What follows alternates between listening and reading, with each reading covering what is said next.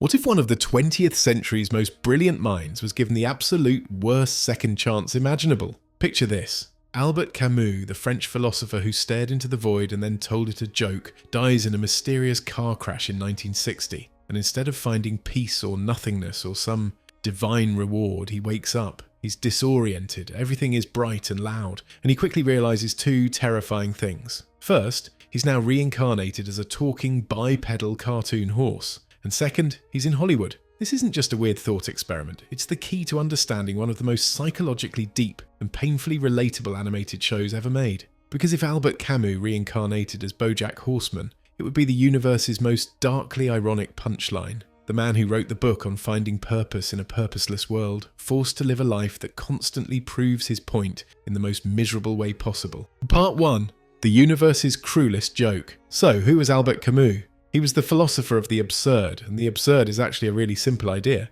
It's the crushing disappointment you feel when the universe doesn't give you the answers you desperately need. You're a human being hardwired to seek meaning, purpose, and reasons for things. And the universe is just a cold, silent, and completely indifferent collection of rocks and gas. It doesn't care about your dreams, your pain, or your search for happiness. That massive, frustrating conflict between what we need and what the universe gives us. That's the absurd. Camus' big question was, so, what do we do? Do we just give up? His answer was a defiant no. He said the only way to deal with this meaningless universe is to rebel against it, to accept that there are no easy answers and to choose to live anyway. He said to find your own reasons to keep going, to create your own value, even when you know it's all ultimately pointless. He called this person the absurd hero. Now cut to BoJack Horseman. He's a former teen sitcom star of a show called Horsin' Around, living in a Hollywood mansion, surrounded by every material thing he could ever want, and he is profoundly, soul-crushingly unhappy. He is not an absurd hero. He is a being who is perpetually stuck in the first stage of Camus's philosophy, the raw, painful recognition of the absurd. He knows deep in his bones that fame, money, drugs, and relationships won't fill the hole inside him. But he can't stop trying to shove them in there anyway. He's a philosopher trapped in the body of a celebrity, forced to live out the very dilemma he once only wrote about. His entire world is a monument to the irrational. He's a horse. His agent is a cat. His roommate is a dog. A penguin publishes his memoir. This isn't just a fun animation choice, it's a constant, visual reminder that the universe is fundamentally nonsensical. For Camus, reborn into this reality, it would be like the cosmos was screaming his theory directly into his ears. 24/7. Every conversation with Mr. Peanut Butter and every absurd Hollywood fad would be a fresh confirmation that nothing makes sense. And for a mind built to seek clarity, that would be a special kind of torture. Part 2. The rock that won't stay up the hill. Camus used a famous Greek myth to explain his idea of the struggle. The story of Sisyphus, a king condemned by the gods to push a giant boulder up a hill for all eternity. Every time he gets it to the top, it just rolls back down and he has to start all over again. It's the definition of a pointless, futile task. And Camus's revolutionary take was this. We have to imagine that Sisyphus is happy. His happiness doesn't come from succeeding because he never will. It comes from embracing the struggle itself, from finding meaning not in the outcome but in the effort, in the grit and the sweat and the sheer act of pushing back against his fate. BoJack's life is a series of boulders. His rock is his sobriety. He pushes it up the mountain with immense effort. He goes to rehab, he gets a sponsor, he tries to make amends. And then something happens. A trigger, a moment of weakness, a new mistake, and the rock tumbles all the way back down. His rock is also his personal growth. He tries so hard to be a better person, a better friend to Princess Carolyn, a better partner to Wanda, a better father figure to Hollyhock. And just when it seems he's made progress, his own toxicity, his past actions, his deep-seated self-loathing, send that rock crashing down again. The show gives us a perfect, living symbol of this in a minor character, the jogging baboon. In the background of several episodes, we see this baboon always running day after day, rain or shine. In one of the show's most quietly profound moments, BoJack, after yet another failed attempt to run and fix his life, is sitting on a bench, exhausted and defeated. The baboon runs past him and says, "It gets easier. Every day it gets a little easier, but you got to do it every day. That's the hard part. That's it." That's the entire philosophy of Camus, delivered by a random animated primate. The universe doesn't care if you run or not, but you find your purpose in the running, in the daily, repetitive, often painful act of showing up and doing the work. For Camus, living inside BoJack's skin, seeing that baboon would be a daily, existential wink from the cosmos, a reminder of the lesson he's now physically and emotionally unable to live by. Part 3. The Stranger in Hollywood. Camus also wrote a novel called The Stranger. The main character, Meursault, is a man who feels completely disconnected from the world around him. He doesn't cry at his own mother's funeral. He doesn't feel love or grief in the way society expects him to.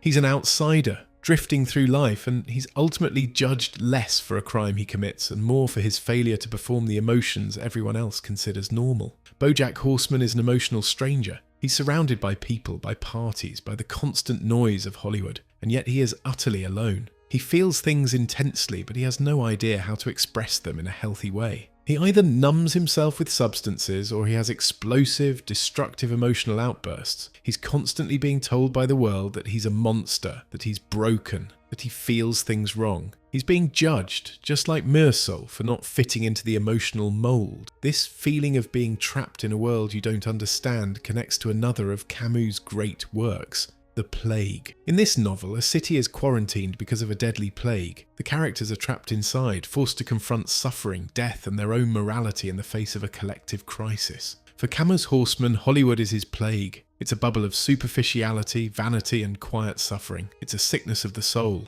And within this plague, he tries and mostly fails to practice some form of decency. He has moments of genuine kindness, of trying to help someone else, of fighting against the creeping indifference. But the plague of his environment, his addiction, and his own nature is a powerful opponent. It's a constant battle to do the right thing in a world that often makes the wrong thing so much easier. Part 4, The Ultimate Question. Camus began his most famous essay, The Myth of Sisyphus, with a shocking statement. He said, "There is but one truly serious philosophical problem, and that is suicide." He wasn't being dark for dark's sake, he was being honest. Judging whether life is worth living, he said, is the fundamental question of philosophy. When you truly accept that the universe is meaningless, the most logical response seems to be to just end it. The show BoJack Horseman does not shy away from this question. It stares directly into it. BoJack's entire life is a dance with self-destruction. His substance abuse, his reckless behaviour, his constant sabotaging of his own life. These are all slow-motion versions of this question. Is this pain worth it? Is the struggle worth the brief moments of connection or happiness?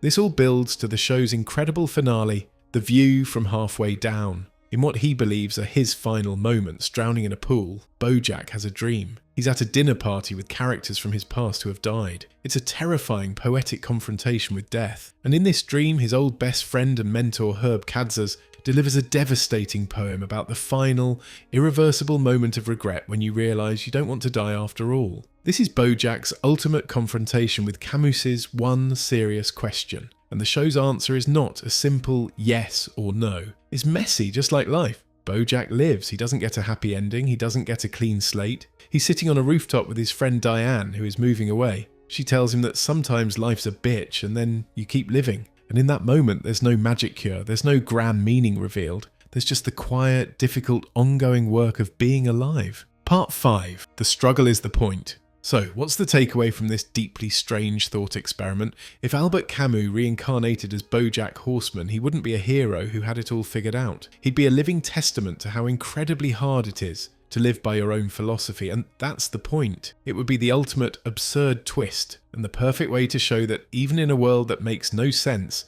you can still choose to live. BoJack doesn't find peace. He doesn't get a happy ending, but he gets something better, the chance to keep trying. It's about the small daily choices. It's choosing to be kind when you feel cynical. It's choosing to create something even if no one ever sees it. It's choosing to call a friend when you feel alone. It's getting out of bed and facing another day, even when the rock is at the bottom of the hill and you have to start pushing all over again. The universe didn't give Albert Camus or BoJack Horseman or you a manual. It didn't give you a purpose, and that can feel like a curse. But it's also an ironic kind of freedom. It means you get to build your own meaning, brick by brick, day by day, push by push. And maybe, just maybe, you can imagine BoJack and yourself finding a little bit of peace in the endless, beautiful, absurd struggle.